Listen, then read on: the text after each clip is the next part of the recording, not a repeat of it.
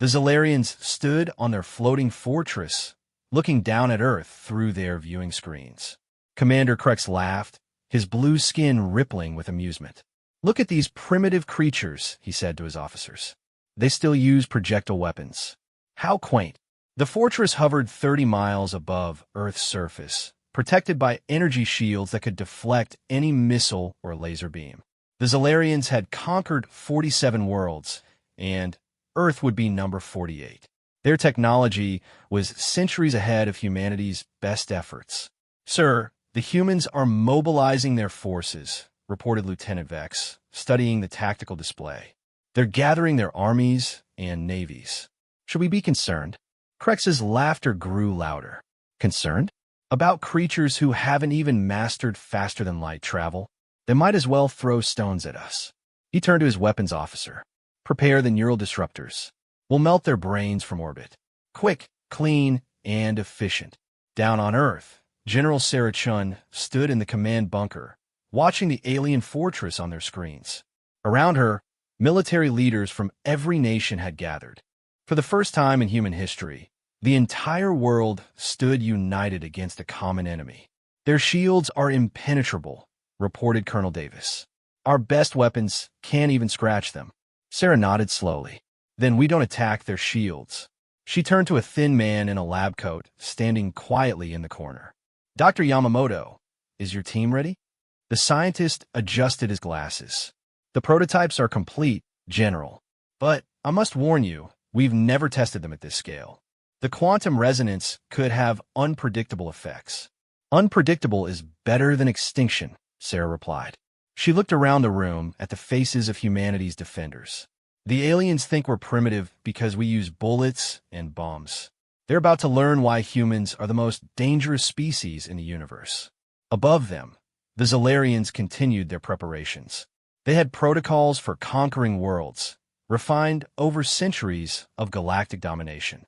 First, they would broadcast their demands for surrender. When the primitives inevitably refused, they would demonstrate their power by destroying a major city. Fear would do the rest. Commander Krex activated the communication system. His image appeared on every screen, every device on Earth. "Humans of Earth," he began, his voice dripping with condescension. "I am Commander Krex of the Zalarian Empire. Your planet now belongs to us. Surrender immediately, and we will allow some of you to live as servants. Resist, and we will turn your brains to liquid while you watch your civilization burn." In bunkers and homes around the world, humans watched the alien commander's message. But instead of fear, something else stirred in their hearts. Anger, determination, and something the Zalarians had never encountered before: human stubbornness. Sarah picked up the microphone. "Commander Krex, this is General Chun of Earth's United Defense Force. We have received your message." She paused, choosing her words carefully. "Our answer is simple. Come and take it." The transmission ended. In his fortress, Krex's blue skin darkened with rage. Insolent primitives. They dare mock the Zalarian Empire. He turned to his weapons officer. "Target their capital cities. Begin charging the neural disruptors." But something strange was happening on Earth. In hidden laboratories and secret facilities, scientists were activating devices unlike anything the galaxy had seen. Not weapons in the traditional sense, but something far more dangerous. Human ingenuity pushed to its absolute limit. Dr. Yamamoto watched his screens as quantum field generators came online across the globe. "General Chun, we're detecting unusual energy signatures from the alien fortress. Their shields operate on a harmonic frequency we've never seen before." "Can you match it?" Sarah asked. "Not match it," Yamamoto smiled grimly.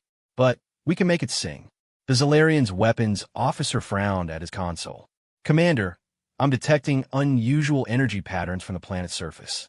They're generating quantum fields." Krex waved dismissively. "Impossible. Quantum manipulation requires centuries of scientific advancement. These creatures just discovered nuclear fission less than 100 years ago." But the readings continued to climb. Around the world, the quantum resonators hummed with increasing intensity. The devices didn't try to break through the Zolarian shields. Instead, they began to vibrate at very specific frequencies, frequencies calculated by Earth's most brilliant minds working together. Sir, the energy readings are increasing exponentially, the weapons officer reported, worry creeping into his voice. The quantum fields are creating some kind of harmonic resonance. With what? Krex demanded. The officer's blue skin paled. With our shield generators, sir, and our neural disruptors. And he paused, checking his readings again. And the crystalline structures in our brain tissue. For the first time in his career of conquest, Commander Krex felt a flutter of uncertainty. These primitives couldn't possibly understand Zolarian physiology. They couldn't know that Zolarian brain tissue contained microscopic crystals that enhanced their cognitive abilities. Could they? On Earth, Dr. Yamamoto watched his screens intently. The resonance is building. In approximately 10 minutes, the harmonic frequency will reach critical levels. He turned to General Chun. I should mention, General, that we're not entirely sure what will happen when it does. Sarah's expression didn't change. Will it hurt them? Based on our models, yes. Significantly. Then we proceed. The Zolarians were scrambling now. Their weapons officer was frantically trying to recalibrate their shields, but every adjustment was met by a corresponding change in the Earth's quantum fields. It was like a deadly dance, with humanity leading and the Zolarians forced to follow. How are they doing this? Krex shouted. They're primitives.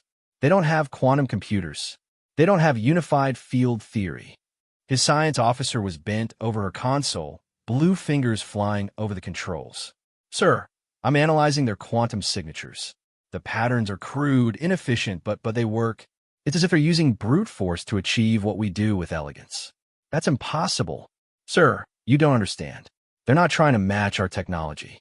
They're using our own sophistication against us. Our shields, our weapons, our very biology all operate on precise quantum frequencies. The humans are creating chaos, throwing so many different frequencies at us that our systems can't filter them all. Krex grabbed the communication console. All ships, emergency protocols. Shut down all quantum systems immediately. But it was too late. The harmonic resonance had reached a critical threshold. On Earth, billions of quantum resonators sang in unison, their combined output creating a wave of energy that rose toward the Zolarian fortress. The first sign of trouble came from the lower decks. A technician grabbed his head, screaming as the crystalline structures in his brain began to vibrate. Then another, and another. Throughout the fortress, Zolarians fell to their knees, clutching their skulls as the resonance frequency matched the natural frequency of their brain crystals. Commander Krex felt it too, a building pressure inside his head, like something trying to escape. Make it stop, he screamed at his officers, but they were in no condition to help. Blue blood began to leak from their eyes and ears as the vibrations intensified. On Earth, the command bunker was silent. Everyone watched the screens showing energy readings from the alien fortress. The quantum field strength was off the charts, but the fortress itself remained intact, its shields still glowing. Is it working? Someone whispered. Dr. Yamamoto studied his instruments. The resonance is at maximum. If our calculations are correct. A new alarm sounded. The fortress's shields were fluctuating wildly, their perfect harmonics disrupted by internal chaos. Then, one by one, the weapon systems began shutting down. General, the communications officer called out. We're receiving a transmission from the fortress. Audio only. Sarah nodded. Put it through. The speakers crackled to life, filled with sounds that would haunt everyone who heard them. Screams. Hundreds, thousands of voices crying out in agony. And underneath it all, a sound like breaking glass, sharp, crystalline, final. Commander Krex fell to his knees, his hands pressed against his skull. He could feel the crystals in his brain vibrating, resonating, shattering.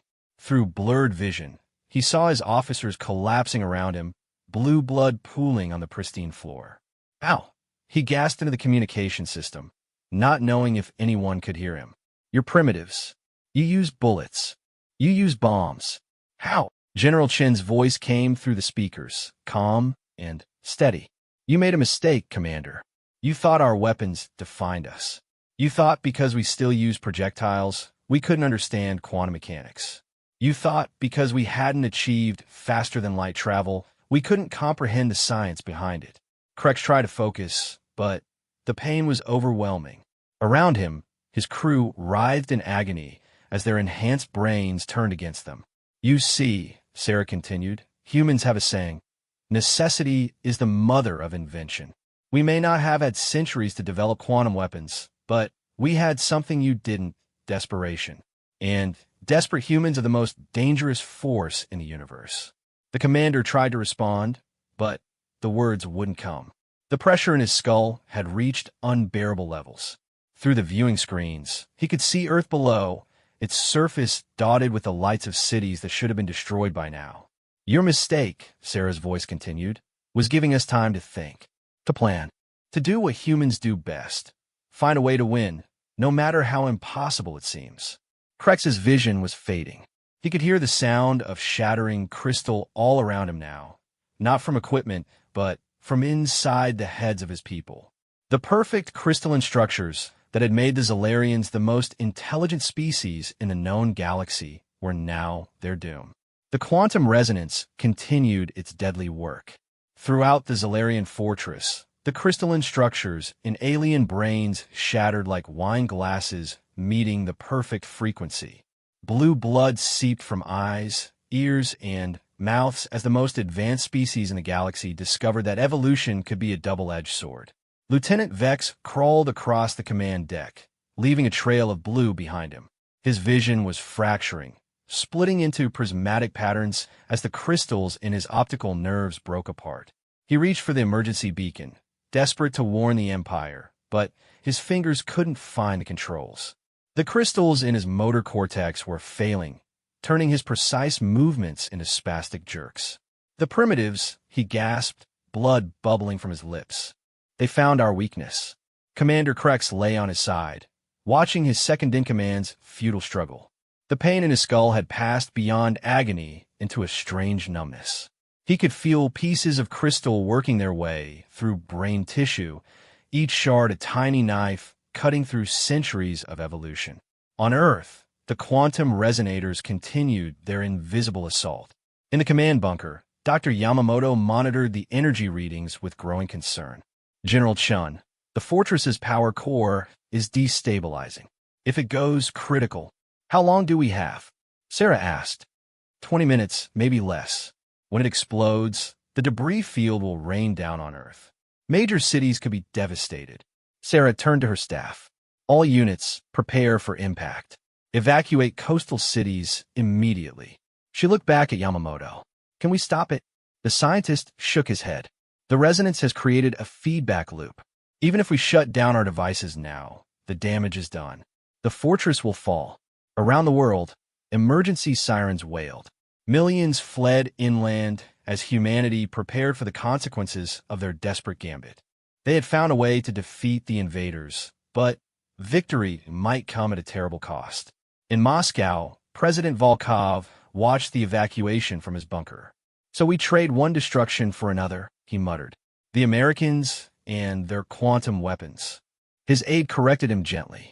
Sir, the quantum resonators were built by teams from every nation. Russian scientists contributed the harmonic algorithms. Chinese engineers designed the field generators. Indian mathematicians calculated the frequencies. This was humanity's weapon, not any single country's. Volkov nodded slowly. Then, we faced the consequences together. Back on the fortress, a few Zolarians still clung to life. Science officer Tex had managed to fashion a crude dampening field around her head, buying precious minutes. She worked frantically at her console, trying to understand what the humans had done. Brilliant, she whispered, even as blood dripped onto her screens. So simple, so crude, so effective. Her fingers flew over the controls, recording everything she could. The Empire needed to know. The Empire needed to understand. The humans had not created a weapon in any traditional sense. They had simply found the resonant frequency of Zolarian brain crystals and amplified it across the planet. Every quantum resonator on Earth sang the same note, creating a global harmony that spelled death for any Zolarian within range. But how did they know? Tex wondered aloud. How did they discover our biology? The answer came from our own sensors. During Commander Crex's initial communication, the humans had scanned every possible frequency, analyzing the transmission for any clue about their enemy. They had detected the subtle quantum signatures of the brain crystals and worked backwards from there. They turned our superiority into our weakness. Tex marveled. She managed to activate a deep space transmitter, preparing to send her findings to the Empire. But as she began the transmission, her dampening field failed. The science officer had enough time for one last thought, a grudging respect for the primitive species that had outsmarted the galaxy's conquerors, before her skull exploded in a shower of blue blood and crystalline fragments. On Earth, radar stations tracked the fortress as it began to list. Without crew to maintain its systems, the massive structure was succumbing to gravity. Its anti-gravity generators sputtered and failed, and the pride of the Zolarian fleet began its death spiral toward the planet below. Impact projections are coming in, reported Colonel Davis. If it hits intact, the kinetic energy alone will be equivalent to 1,000 nuclear weapons. General Chen studied the trajectory models. The fortress would hit the Pacific Ocean, creating tsunamis that would devastate every coastline. Millions would die despite the evacuations. Do we have options? She asked. Our nuclear arsenal is standing by, Davis replied. If we hit it high enough, we might be able to break it into smaller pieces. Spread the impact zones. Casualties, still in the millions, but better than a single impact. Sarah was about to give the order when Dr. Yamamoto interrupted. Wait, I'm detecting something. He adjusted his instruments. The fortress's power core isn't just destabilizing. It's entering a cascade failure. The quantum resonance is creating a feedback loop in their antimatter containment. Meaning, it's going to explode, General. And when it does, there won't be anything left to hit Earth. As if on cue, the fortress began to glow. Not the steady light of its shields, but a pulsing, unstable brilliance that grew brighter with each second. Inside, emergency systems tried desperately to contain the antimatter breach, but with no living crew to manage them, they were fighting a losing battle. Commander Crex, somehow still conscious despite the devastation in his skull, dragged himself to the viewing port. Through blood-dimmed eyes, he watched Earth turn below. The planet looked so peaceful from up here, its blue oceans and white clouds giving no hint of a species that had just defeated the Zolarian Empire's finest warriors. We were fools, he whispered. We saw their tools and judged their potential. We forgot that before any species builds weapons, they must first imagine them. The glow from the power core was becoming unbearable. Crex could feel the heat through the fortress's hull. In moments, he and his entire crew would be reduced to atoms. But worse than death was the knowledge that they had been outsmarted by a species they had dismissed as primitive. Computer, he gasped, using his last strength to activate the command console. Final log entry. Commander Crex, the humans, they are not what they appear. Warn the Empire. Do not underestimate. The antimatter containment failed. From Earth, it looked like a new star being born. The fortress exploded with the force of 1,000 suns, a brilliant flash that momentarily outshone the sun itself. The explosion was visible even in daylight, an expanding sphere of pure energy that consumed everything in its path. But the explosion was 30 miles up, far above Earth's atmosphere. The planet's magnetic field channeled the worst of the radiation away, and while the upper atmosphere was briefly ionized, the surface remained protected. Instead of death and destruction, Earth was treated to the most spectacular auroral display in recorded history. Sheets of green, blue, and purple light danced across the sky from pole to pole. The quantum particles from the explosion interacted with Earth's magnetosphere, creating patterns of impossible beauty. Children pointed in wonder. Adults stood speechless. For a brief moment, the entire planet was united in witnessing the fireworks of their victory. In the command bunker, silence reigned. The threat board showed empty space where the fortress had been. No debris, No falling wreckage, just a rapidly dispersing cloud of exotic particles. Status report, Sarah finally said. No significant debris detected, Davis reported, his voice thick with disbelief. The explosion was complete. Total conversion to energy. Casualties, some radiation exposure to high-altitude aircraft. A few satellites knocked offline. But no ground casualties, General. We won. The bunker erupted in celebration. People who had been preparing for the worst suddenly found themselves witnesses to humanity's finest hour. They had faced extinction and emerged victorious, not through superior firepower, but through ingenuity and determination. Dr. Yamamoto sat quietly amidst the celebration, still monitoring his instruments.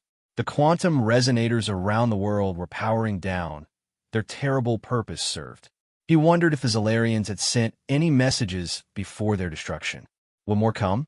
Would humanity face retribution? You're worried about what comes next, Sarah said, sitting beside him. The universe is vast, General. The Zolarians mentioned an empire. We destroyed one fortress. What if they send 100? 1,000? Sarah smiled grimly. Then we'll think of something else. It's what humans do.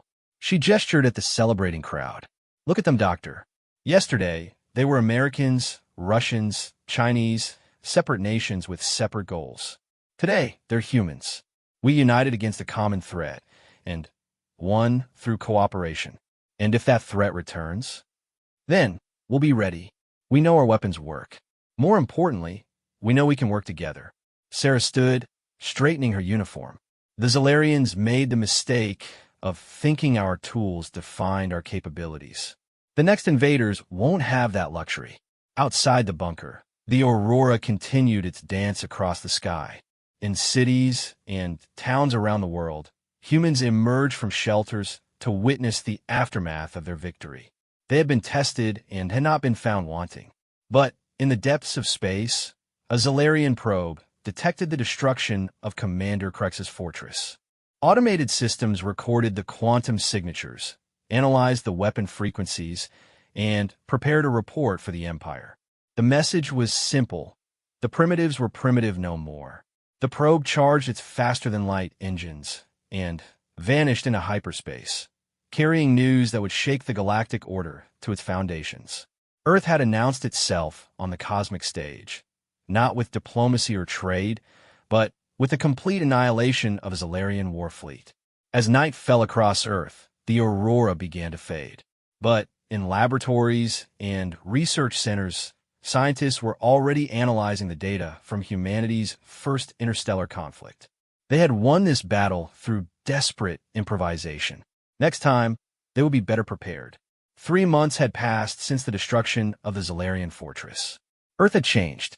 The quantum resonators that had saved humanity were now permanently installed in defensive positions around the globe. Scientists worked around the clock to understand the alien technology salvaged from small debris that had survived the explosion. Dr. Yamamoto stood in the newly constructed Global Defense Laboratory, examining a piece of Zolarian hull plating under an electron microscope. Fascinating. Their metallurgy is based on quantum-locked molecular structures. No wonder our conventional weapons couldn't penetrate it. His assistant, Dr. Rachel Chun, no relation to the general, nodded. But if we can understand how it works, maybe we can replicate it. Imagine Earth ships with hulls that strong. First, we need ships, Yamamoto reminded her. The Zolarians had faster-than-light travel. We're still stuck in our own solar system. Across the world, similar scenes played out. Humanity had tasted victory against a technologically superior foe, but everyone understood it had been a lucky break. The Zolarians' reliance on brain crystals had been their Achilles heel. The next invaders might not have such an obvious weakness. In Geneva, the newly formed United Earth Council convened for its weekly meeting.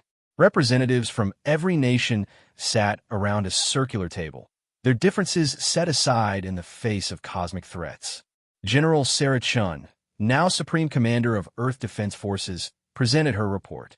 Long-range sensors have detected 17 hyperspace signatures in the past week, she announced. Someone is watching us. The Russian representative leaned forward. The Zalarian Empire? Unknown. The signatures don't match Zalarian technology. We may have attracted attention from other species. President Martinez of the Americas Union spoke up. Then, we need to accelerate our defense programs. The quantum resonators won't work against every enemy. Agreed, Sarah replied. Dr. Yamamoto's team has made progress reverse engineering Zalarian technology. We should have prototyped energy shields within 6 months. But we need resources, an alarm cut through her words.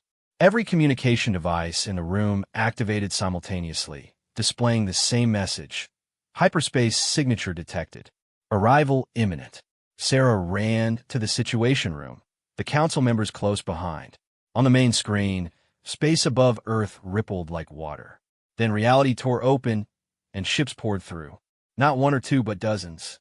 Each was different, sleek silver arrows, bulbous organic forms, crystalline structures that hurt to look at. My God, someone whispered. It's not an invasion. It's a convention. The lead ship, a gleaming sphere of impossible geometry, broadcast on all frequencies. The translation came through in perfect, if stilted, English. Humans of Earth. We are the Galactic Observation Council. We come in peace to witness the species that destroyed a Zalarian war fortress with primitive technology.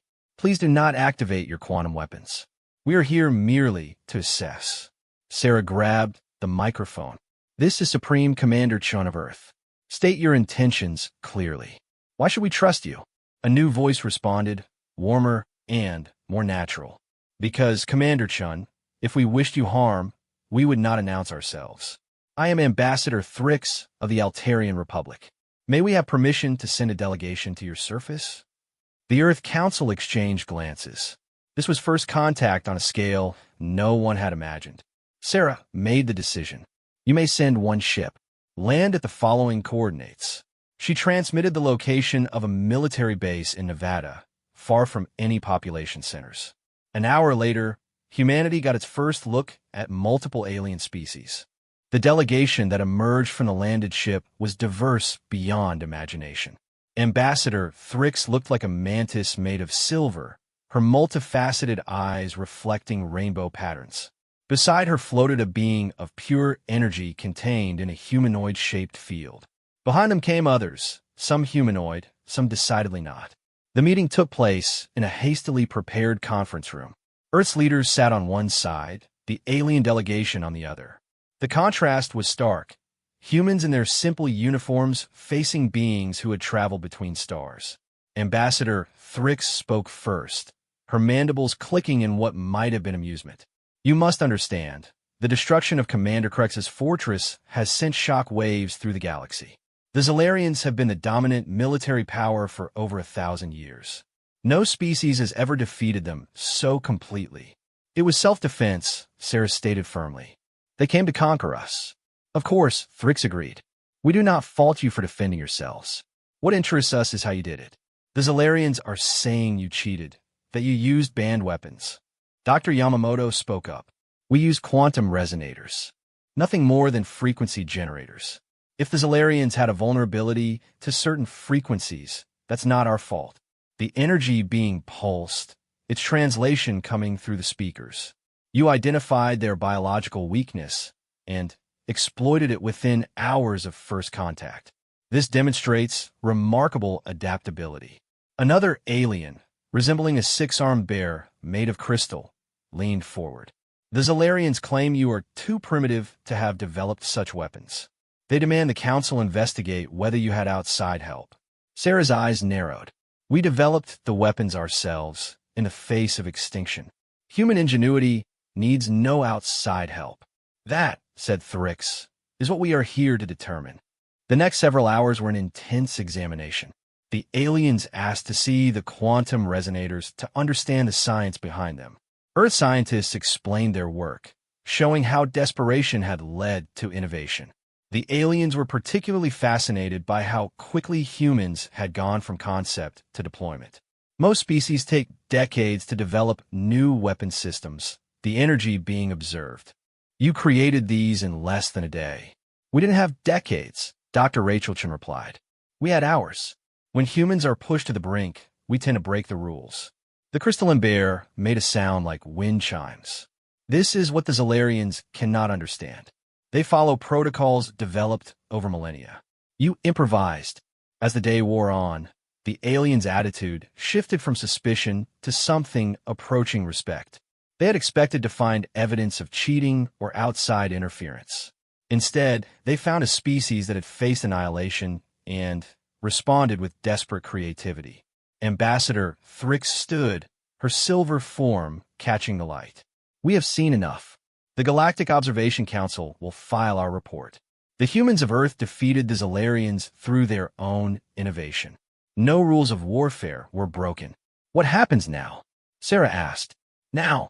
Thrix's mandibles spread in what might have been a smile. Now the galaxy must adjust to a new reality. A species without faster-than-light travel, without energy shields, without any of the technologies we consider essential, has defeated one of our most powerful militaries. This will cause discussions. The energy being pulsed again. Some will see you as a threat, others as potential allies. The Zolarian Empire will certainly seek revenge. You should prepare. Will you help us? Sarah asked directly. The delegation exchanged looks, or what passed for looks among such diverse beings. Finally, Thrix spoke. The Council does not interfere in conflicts. But, she paused. Individual species might be willing to trade. Your quantum resonator technology, crude as it is, represents a new approach to warfare. Some might offer technology in exchange for your insights. The crystalline bear stepped forward. My people, the Korthax, would be particularly interested. We have defense needs of our own. Perhaps we could discuss an exchange, shield technology for quantum weapon designs. And, just like that, Earth found itself entering the galactic community, not as subjects or servants, but as innovators who had something to offer. The meeting concluded with promises of future contact and warnings about the challenges ahead. As the alien delegation prepared to leave, Ambassador Thrix pulled Sarah aside. A word of caution, Commander. The Zolarians are proud and vengeful. They will come again in greater numbers and better prepared. Your quantum weapons caught them by surprise once. It won't happen again. Then, we'll think of something else, Sarah replied. Thrix studied her with those multifaceted eyes. You say that with such confidence. Why? Sarah smiled. Because it's what humans do. We adapt. We overcome. We find a way. The Zolarians have a saying, Thrix said. The high ground always wins. They believe their technological superiority makes them invincible. And we have a saying too, Sarah countered. The bigger they are, the harder they fall. The ambassador's mandibles clicked in what was definitely amusement this time. I begin to see why you succeeded. Very well, Commander Chen. We will watch your species with great interest. The aliens departed, their ships vanishing back into hyperspace one by one. Earth was alone again, but not for long. The galaxy now knew about humanity, about the primitive species that had done the impossible. In laboratories around the world, scientists began working with new purpose. The Korthax had left behind preliminary data on shield technology. Other species had hinted at trade possibilities. Humanity had weeks, maybe months, before the Zolarians returned. This time, they would be ready with more than just quantum resonators. Dr. Yamamoto looked at the data, scrolling across his screen, energy patterns unlike anything in human science. We have a lot of work to do, he said to his team. But look what we accomplished in one day when facing extinction. Imagine what we can do with months to prepare. His assistant, Dr. Rachel Chun, grinned. The Zolarians won't know what hit them. No, Yamamoto corrective. This time, they'll know exactly what hit them. They'll just be powerless to stop it. Outside, the stars shone down on a planet that had just taken its first steps into a larger universe. The road ahead would be dangerous, filled with challenges humanity could barely imagine. But for the first time in history, humans looked up at those stars not with fear, but with anticipation. The predators of the galaxy had noticed Earth. They thought they saw prey. They were about to learn that sometimes the most dangerous predator is the one that learned to use tools first. In deep space, the Zolarian fleet gathered. Hundreds of ships, each modified with quantum dampeners to protect against resonance weapons.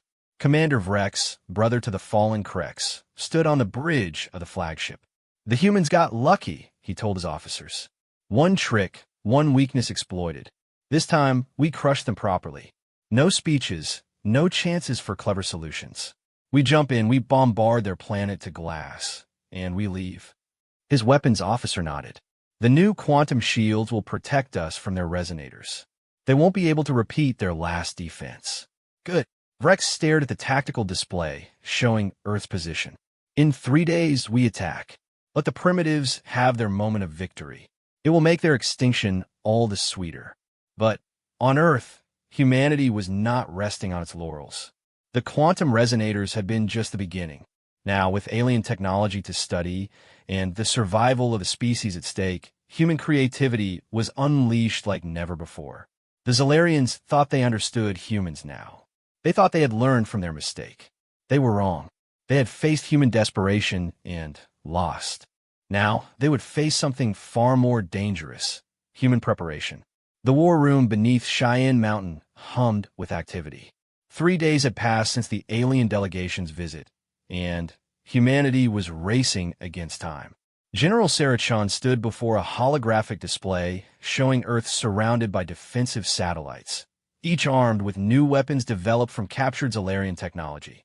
Status report, she commanded. Colonel Davis stepped forward. The orbital defense grid is 78% complete. We've deployed 600 satellites equipped with modified quantum resonators and, our new surprise, the gravity hammers Dr. Yamamoto developed.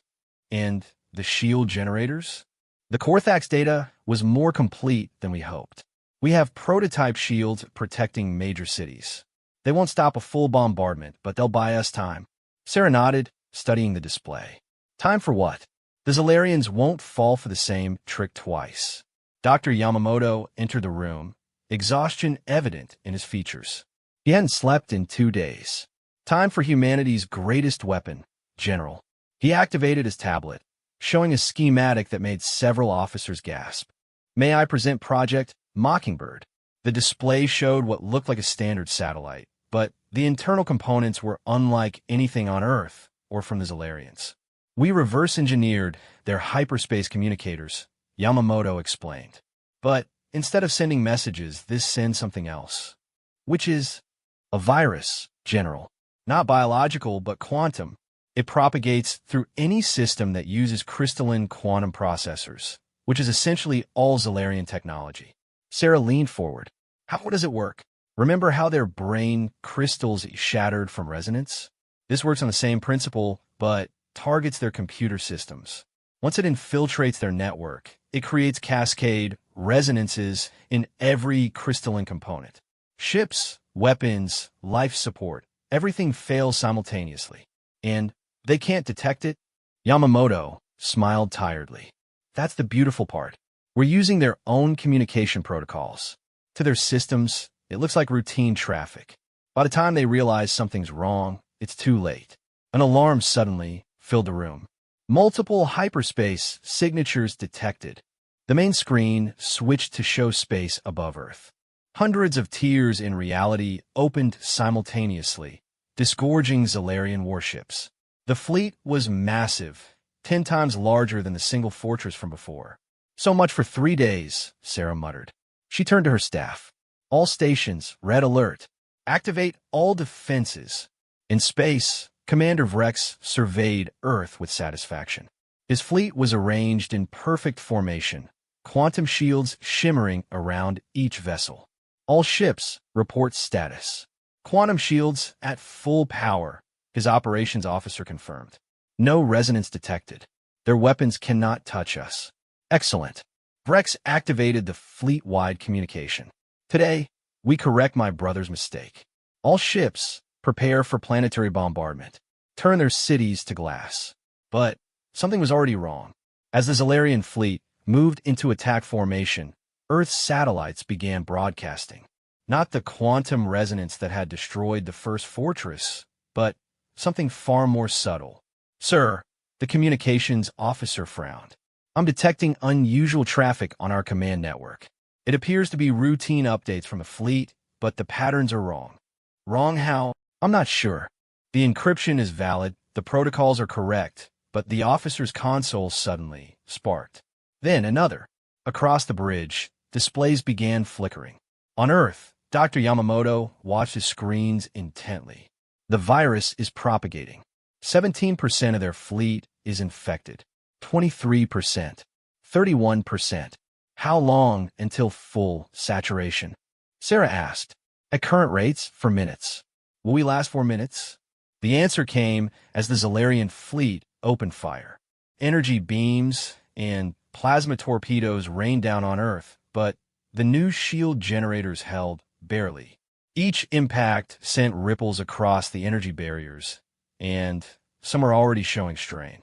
Northern Hemisphere shields at 60%, Davis reported. If they concentrate fire, then we give them something else to think about, Sarah decided. Launch Operation Haymaker. From hidden silos around the globe, humanity's newest weapons rose. Not missiles or bombs, but devices that looked like tuning forks the size of skyscrapers. They activated in unison, sending out waves of gravitational distortion. In space, Vrex felt his ship lurch. What was that? Gravity waves? Commander. The primitives are manipulating gravitational fields. It should have been impossible. Gravity manipulation required understanding of 11-dimensional mathematics and exotic matter. Humans had neither, or so the Zalarians thought. But humans had something else. The ability to skip steps, to achieve through brute force what others did through elegance.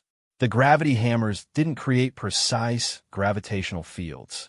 They simply grabbed space-time and shook it like a snow globe. Zalarian ships, designed for the predictable physics of normal space, found themselves tumbling in gravitational chaos. Compensate, Vrex ordered, gripping his command chair as his ship spun. Adjust hour. His words cut off as every display on the bridge went dark simultaneously. The quantum virus had reached critical mass. Throughout the Zalarian fleet, crystalline processors began to fail. Not dramatically like the brain crystals had, but with quiet efficiency. Systems simply stopped working. Life support failed. Weapons went offline. Engines died. Emergency power. Vrex shouted, but even his voice sounded strange as the artificial atmosphere began to thin. His science officer worked frantically at her failing console. It's a viral attack. Something in our communication system is causing cascade failures in all quantum processors. Impossible. Our systems are protected by encryption algorithms that would take centuries to break. They didn't break them, sir. They're using them. The virus is disguised as legitimate command traffic.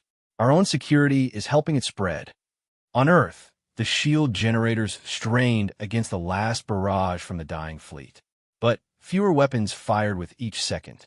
Ship after ship went dark, drifting powerless in Earth's orbit. Virus saturation at 97%, Yamamoto reported. Only their flagship and 2 escorts still have partial power. Sarah grabbed the communication array. Commander Vrex, this is Earth. Your fleet is disabled. Surrender now, and we'll rescue your crews before life support fails completely. Vrex's image appeared on screen, his blue skin already showing signs of oxygen deprivation. Behind him, his bridge crew struggled with manual controls, trying desperately to restore any system. You cheated, he gasped. This is not warfare. This is trickery. This is survival, Sarah replied coldly. You came to exterminate us. We defended ourselves. Again, the Empire will crush you. Thousands of ships will come. You cannot trick them all. Maybe not, Sarah admitted. But we'll try. And if that fails, we'll think of something else. It's what humans do. Vrex tried to respond, but his bridge went completely dark. Emergency chemical lights flickered on, casting eerie shadows. His proud fleet, the mightiest armada the Zalarian Empire had assembled in generations, drifted helplessly around the primitive planet they had come to destroy.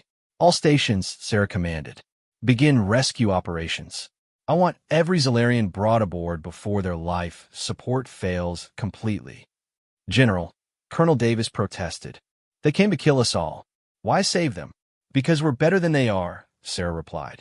And because living prisoners can tell the galaxy what happened here. Dead martyrs only inspire revenge. Over the next hours, human ships, hastily retrofitted with captured Zalarian technology, docked with the powerless alien vessels. Thousands of Zalarians were brought aboard, many barely conscious from oxygen deprivation.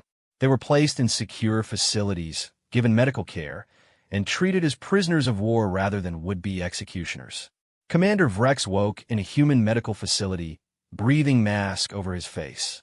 General Chun stood beside his bed, watching him with an expression he couldn't read. "Your entire crew survived," she informed him. "All 17,000 across your fleet. They're being held in facilities around the planet." "Why?" Rex croaked. "We would have shown no mercy."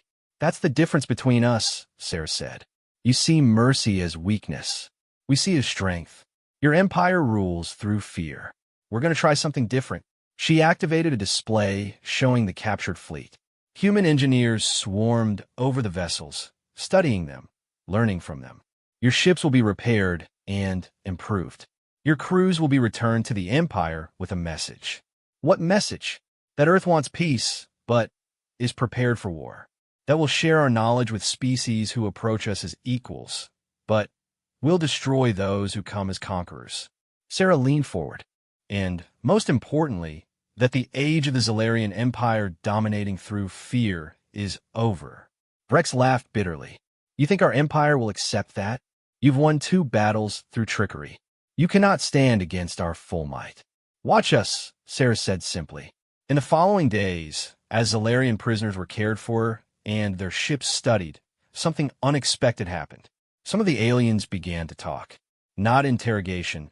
Humans didn't torture their prisoners, but genuine conversation. A young Zalarian engineer named Keith spoke with Dr. Rachel Chun as she examined their hyperspace drive. "I don't understand your species," he admitted. "You could have let us all die. It would have been easier." "Easier, yes," Rachel agreed, calibrating her instruments. "But not right. We're not trying to become the new Zalarian Empire. We're trying to be something better. The strong dominate the weak. That is the law of the universe." Rachel looked up from her work. "On Earth, we have a saying, 'The meek shall inherit the earth.' Maybe it's time the galaxy learned what that means." These conversations were recorded and broadcast, not just to Earth, but on the hyperspace frequencies the aliens had taught them. The galaxy watched as humans treated their defeated enemies with dignity, as they learned from captured technology while teaching their own innovations in return. The Galactic Observation Council took notice. Ambassador Thrix herself returned, her silver form manifesting in the Earth Council chambers. "You continue to surprise," she admitted. "Most species would have executed the Zalarians or enslaved them. You nurse them back to health and speak of peace." "Don't mistake kindness for weakness," Sarah warned. "We'll defend ourselves with everything we have." "I'm beginning to understand that." Thrix's multifaceted eyes turned to the window, where the captive Zalarian fleet hung in orbit. "The galaxy is watching, General Chun. Some see you as naive idealists. Others wonder if you might represent a different path. And the Zalarian Empire? In chaos. 2 major defeats have shattered their aura of invincibility. Client species are rebelling. Rivals are testing their borders." Thrix made a clicking sound that might have been satisfaction. "You may have started something larger than you know." As days turned to weeks, humanity worked with desperate efficiency. The captured Zalarian technology accelerated Earth's development by centuries. Hyperspace drives were tested. Energy shields were refined. The quantum virus was developed into a comprehensive cyber warfare suite. But, more importantly, humanity's message spread through the galaxy. Here was a species that had defeated their conquerors not once, but twice, and then showed mercy. Here was a power that sought cooperation over domination. The first to respond were the Korthax, the crystalline bears from the delegation. They arrived with a formal trade agreement, shield technology for quantum weapons, but also cultural exchange and mutual defense. Others followed. The Altarians, the Penthri, even some client species of the Zalarian Empire sent secret messages, testing the waters of potential alliance. Commander Vrex watched all this from his comfortable prison, his certainties crumbling. He had been raised to believe in the absolute right of the strong to dominate the weak. But these humans had proven stronger and chosen not to dominate. When the time came for the prisoners to be returned, Vrex stood before General Chen one last time. I still don't understand your species, he admitted. That's okay, Sarah replied. We're still figuring ourselves out too. But maybe that's the point. The Zolarians think they have all the answers, that their way is the only way. We're willing to admit we don't know everything and learn from others. The Empire will come again. Probably. And we'll be ready. But Vrex... Sarah stepped closer. What if they didn't have to? What if there was another way? The commander said nothing, but his expression was thoughtful as he boarded the repaired Zolarian ship. As the fleet prepared to depart, with human quantum virus safeguards that would prevent them from immediately attacking again, he sent one last message.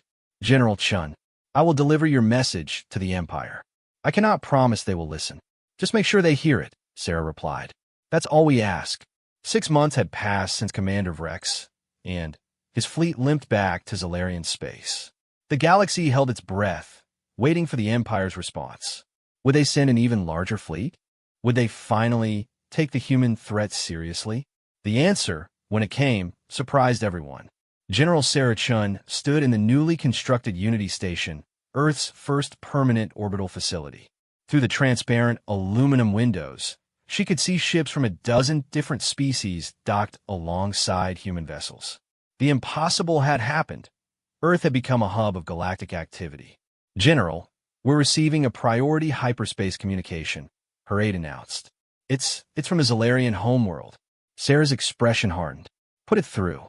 The holographic display shimmered to life, but instead of a military commander, an elderly Zolarian female appeared. Her blue skin was darker with age, and her bearing spoke of authority beyond mere military rank. General Chun, the figure spoke. I am Matriarch Zelix, first speaker of the Zolarian Council of Wisdom. I speak for the Empire. Sarah straightened. The Council of Wisdom was legendary, the civilian government that supposedly guided the military, but hadn't been seen in public for centuries. Matriarch, I'm honored but surprised. As are we all, Zelix replied dryly. Your species has created quite a stir, General. 2 fleets destroyed, the quantum virus spreading through our systems faster than we can purge it, and client species emboldened by your example. The military want to send everything we have to crush you. But cooler heads have prevailed. We have studied the records Commander Vrex brought back. We have seen how you treated our soldiers, how you shared technology with species who approached you peacefully. Zelix paused, her ancient eyes studying Sarah. The council has questions. Ask them. Why show mercy to those who would have destroyed you? Sarah had expected this. Because the cycle has to stop somewhere. Your empire rules through fear, crushing any potential threat. But fear breeds resentment. Resentment breeds rebellion. We offered a different path. And if we had sent another fleet, larger, better prepared, then we would have found a way to stop them too, Sarah said simply. Not because we're warlike, but because we refuse to be slaves or corpses. But, Matriarch, imagine if that fleet had come in peace instead. Imagine what our species could accomplish together. Zelix made a sound that might have been laughter. You speak of cooperation between predator and prey. I speak of evolution, Sarah countered. On Earth, the most successful species learned to cooperate. Wolves became dogs. Wild grains became agriculture. Enemies became allies. Maybe it's time for the galaxy to evolve too. The matriarch was quiet for a long moment. Behind her, other figures could be seen. The full council of wisdom, listening to every word. The military despises you, Zelix finally said. They see you as an infection, spreading dangerous ideas of equality and cooperation. Many want to gather every ship in the Empire and burn your world to cinders. And you? I'm old, General Chun. I have lived for 3 centuries, seen the Empire expand from 12 worlds to 1,000. And in all that time, I have watched us become more rigid, more fearful, more dependent on force alone. She leaned forward. Perhaps it is time for a new approach. Sarah's heart raced, but she kept her expression neutral. What are you proposing? A summit, face to face. The Council of Wisdom and Earth's leaders. No weapons, no fleets, just conversation. And the military? Will obey the Council, as they always have. Though some may require convincing. Zelix's expression grew stern. But, understand, General, this is not surrender or submission. The Empire remains strong. We come to talk because we choose to, not because we must. Understood. When and where? The neutral station at Arcturus. 1 month from now. Bring whoever you wish, but know that betrayal will be met with the full might of the Empire. There will be no betrayal from Earth, Matriarch. You have my word. The communication ended, leaving Sarah staring at empty space. Around her, her staff erupted in discussion. Some were suspicious, others hopeful. All were shocked. Dr. Yamamoto, who had been listening from the corner, approached. It could be a trap. It could be, Sarah agreed. But if there's even a chance for peace, we have to take it. Yamamoto smiled. Besides, I've been working on some new defensive measures. Just in case. The month passed in a blur of preparation. Earth's newly formed diplomatic corps worked overtime, studying Zalarian culture and history. Scientists prepared presentations on human technology and philosophy. The quantum virus was quietly updated with new safeguards, ready to be activated if needed. When a human delegation arrived at Arcturus Station, they found the Zalarians already waiting. The contrast was stark, where the humans came in a single modified Zalarian vessel. The Empire had brought a ceremonial barge that dwarfed the station itself. But, true to their word, it came unarmed. The meeting hall was neutral ground, designed by the Altarians for exactly such occasions. Matriarch Zelix sat at one end of a crystalline table, flanked by council members. Sarah sat at the other, surrounded by Earth's chosen representatives, scientists, diplomats, artists, and philosophers. So, Zelix began without preamble. Convince us why the Zalarian Empire should treat with primitives who stumbled upon lucky victories.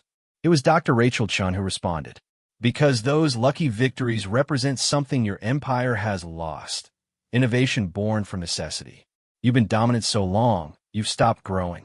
Your technology has been stagnant for centuries. A military advisor beside Zelix bristled. Our technology is perfect, refined over millennia. Refined, yes, Rachel agreed, but not advanced. When did you last invent something truly new? Your hyperdrives are the same as they were 500 years ago. Your weapons, your shields, all improvements on ancient designs. She activated a holographic display. In 6 months, humanity has gone from no space travel to this. The display showed Earth's new fleet, ships that combine Zalarian, Korthax, and human innovation into something entirely new. You achieve spaceflight by taking the best from every species and combining it with your own ideas, another council member observed. Exactly, Sarah interjected. That's what we offer. Not just our quantum weapons or gravity manipulators, but a new way of thinking. Cooperation instead of domination. Innovation through diversity. Matriarch Zelix raised a hand. You speak of cooperation, but you hold our military hostage with your virus. Every Zalarian system is infected, waiting for your command to activate. Insurance, Sarah admitted, which we'll gladly remove once we have a real peace agreement. Trust has to start somewhere. The discussions continued for hours, then days. Cultural differences clashed. The Zalarians struggled with concepts of voluntary alliance, while humans balked at the rigid hierarchy the Empire represented. But, slowly, carefully common ground emerged. It was on the 4th day that everything nearly fell apart. A Zalarian fleet commander, Admiral Krax, burst into the meeting hall. Matriarch, I bring urgent news. The Scorpus Confederacy has attacked our border worlds. 3 systems have fallen. The council erupted in anger. The Scorpus were ancient enemies, held at bay only by Zalarian might. Now, with the Empire seeming weak, they had struck. You see, Admiral Krax pointed at the humans. This is what your mercy brings. Our enemies sense weakness and attack. Then, let us help, Sarah said, standing. Our ships are here. Our weapons are proven. Let us show that Earth stands with its allies. The room fell silent. Zelix studied Sarah carefully. You would fight beside us? Against an enemy that is not yours. If we're truly talking about alliance, then your enemies become ours, Sarah replied. But we fight to defend, not to conquer. The debate that followed was fierce. Military commanders argued against trusting humans in battle. Council members worried about the precedent. But reports from the border grew worse by the hour. Finally, Zelix made her decision. Very well. A joint task force, Zalarian and human ships together, stop the Scorpus advance, and we continue negotiations. Within hours, the first combined human-Zalarian fleet in galactic history jumped to hyperspace. Sarah commanded from the Bridge of Defiance, Earth's first warship, while Admiral Krax led from his battlecruiser. The Scorpus were not prepared for what they faced. Their ships were designed to fight traditional Zalarian tactics, overwhelming firepower and rigid formations. Instead, they met human unpredictability backed by Zalarian strength. When they tried to overwhelm with numbers, gravity hammers scattered their formations. When they concentrated fire on Zalarian vessels, human quantum viruses shut down their targeting systems. Impossible, the Scorpus commander hissed as his bridge displays failed one by one. The Zalarians don't fight like this.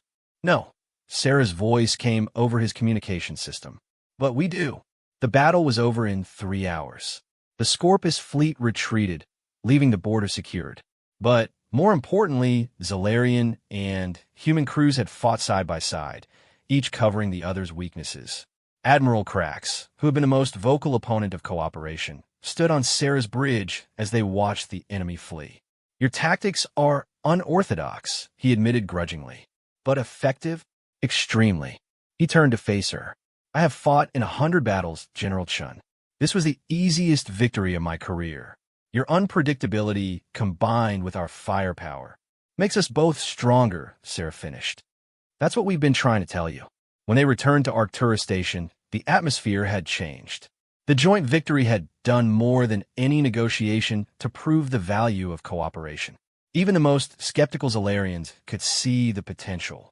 Matriarch Zelix stood as they entered. The Council has reached a decision. The Zalarian Empire will sign a treaty of alliance with Earth, not as conqueror and vassal, but as equals. The room erupted in celebration from the human delegation, but Zelix raised her hand for silence. This is unprecedented in our history. There will be those who resist, who see this as betrayal of our traditions. The path ahead will not be easy. Nothing worth doing ever is, Sarah replied. The treaty signing was broadcast across the galaxy. The Zalarian Empire, which had ruled through fear for a millennium, formally recognized Earth as an equal partner. Trade agreements were established. Technology would be shared. Most importantly, the quantum virus would be deactivated as a show of good faith. But the real change came in the weeks that followed. Other species, seeing the alliance between humanity and the Zalarians, began reaching out. The Korthax proposed a broader coalition. The Altarians offered to mediate disputes. Even the defeated Scorpus sent diplomatic feelers. Dr. Yamamoto found himself working alongside Zalarian scientists, combining their crystalline technology with human quantum mechanics. The results were astounding. Hyperdrives that could cross the galaxy in days, shields that could withstand supernovas, medical technology that could extend life across species. You realize what we've started? He asked Sarah one day, watching human and alien children play together on Unity Station. The end of one era and the beginning of another, she replied. The galaxy ruled by fear is dying. What comes next? Will be interesting, Yamamoto finished. 6 months later, Commander Vrex returned to Earth. Not as a conqueror, but as a Zalarian ambassador. He found a world transformed. Cities reached for the stars, protected by shields and connected by teleportation networks. Humans worked alongside a dozen different species, each contributing their unique strengths. I owe you an apology, General Chun, he said during their first meeting. When we first came here, we saw primitives using projectile weapons and assumed you were weak. And now? Vrex smiled, an expression that would have seemed impossible on a Zalarian face a year ago. Now I see that your greatest weapon was never your technology.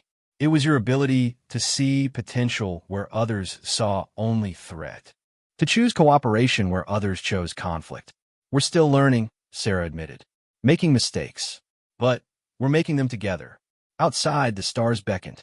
The galaxy was vast, full of wonders and dangers yet to be discovered. But humanity no longer faced them alone. They had proven that even the smallest species could change the course of galactic history, not through superior firepower, but through something far more powerful: the courage to extend a hand in friendship, even to those who had come as enemies. The Zalarians had mocked humanity from their high ground, secure in their technological superiority. They had learned, in the most dramatic way possible, that true strength came not from standing above others, but from standing beside them. And, in the end, that made all the difference.